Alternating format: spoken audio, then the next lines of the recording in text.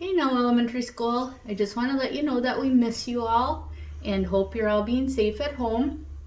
And I thought it would be a fun idea to share fairy tales with you each school day. So our first story is going to be The Three Little Pigs. This is Snowball the cat, and she says hi too, and hope you're all doing well. Go. Once there were three little pigs. They set out into the great big forest to look for a nice spot to build homes. The first little pig gathered up straw to build his house. Swish, swash, swish. The second little pig gathered up sticks to build his house. Plickety, plackety, plick. The third little pig gathered up bricks to build his house. Ploppity, cloppity, clop. The first two pigs finished their houses in no time. They said to the third pig, "You're working too hard. Why don't you come and play?" But he kept right on building. Clink, clank, plop, smack. Finally, he was all finished. He relaxed by a warm fire in his safe and strong house. One day, a big bad wolf came to the straw house of the first little pig. He could smell a kettle of soup, and it made him very hungry. He said, little pig, let me in." But the first little pig replied, "Not by the hair of my chinny chin chin." So the wolf said, "Then I'll huff and I'll puff and I'll blow your house in." With a swoosh and a whoosh, the straw house blew away. The first little pig jumped up and ran all the way to the second pig's house. The next day, the big bad wolf came to the house of the second little pig. He could smell a fresh loaf of bread baking in the oven. He said, little pig, let me in."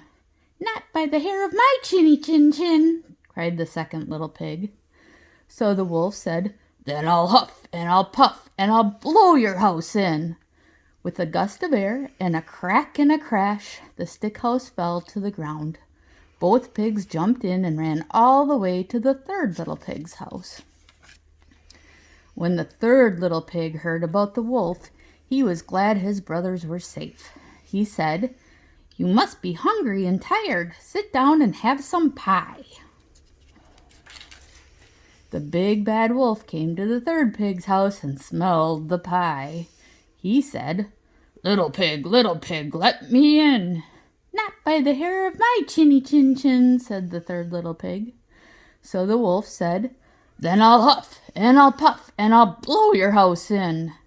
He puffed and blew with all his might, but the brick house wouldn't fall down. So he guffed and snuffed and blew again, but the brick house just wouldn't fall. The wolf had never had this happen before. He sat down on an old log and began to cry. The third little pig said, There, Mr. Wolf, you don't have to be sad. You have a remarkable talent. You can use your talent for better things than blowing down houses." "I have an idea," said the third little pig. "Listen." Outside the woods they listened and heard the sounds of children laughing and playing. It was the local fair and everyone was going. The three little pigs and the big, sad wolf all went down to the fair. "Here's a wonderful way to use your talent," said the third little pig. With a huff and a puff, the wolf started blowing up colorful balloons.